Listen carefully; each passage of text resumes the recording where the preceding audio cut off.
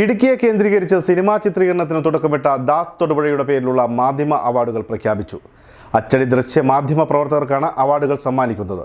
ഈ മാസം 12-ന് ചിറ്റൂർ ദാസേട്ടൻ നഗറിൽ നടക്കുന്ന സാംസ്കാരിക സമ്മേളനത്തിൽ പുരസ്കാരങ്ങൾ സമ്മാനിക്കും.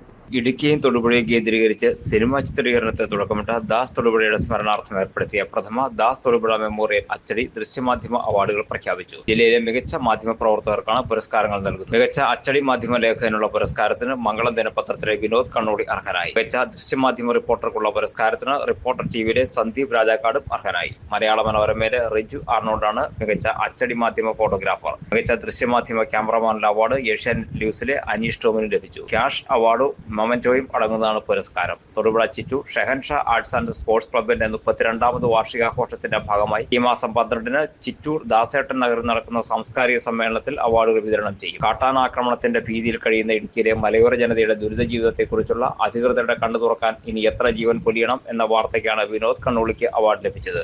കള്ളക്കുട്ടിക്കുടി എന്ന ആദിവാസി കോളനിയിലെ ദുരിത ജീവിതവും കോളനിയിൽ നിന്ന് പുറത്തേക്ക് നടക്കുന്നതിന്റെ ഭീകരാവസ്ഥയും വിവരിക്കുന്ന റിപ്പോർട്ടാണ് സന്ദീപ് രാജാക്കാടിനെ മികച്ച ദൃശ്യമാധ്യമ റിപ്പോർട്ടർ പുരസ്കാരത്തിന് അർഹനാക്കിയത്. കെട്ടിടം കട്ടപ്പുറത്ത് എന്ന പരമ്പരയിലെ സർക്കാർ പദ്ധതികളുടെ കെടുകാര്യസ്ഥത സംബന്ധിച്ച അനീഷ് ടോമിന്റെ ദൃശ്യങ്ങളാണ് അദ്ദേഹത്തെ പുരസ്കാരത്തിന് അർഹനാക്കിയത്.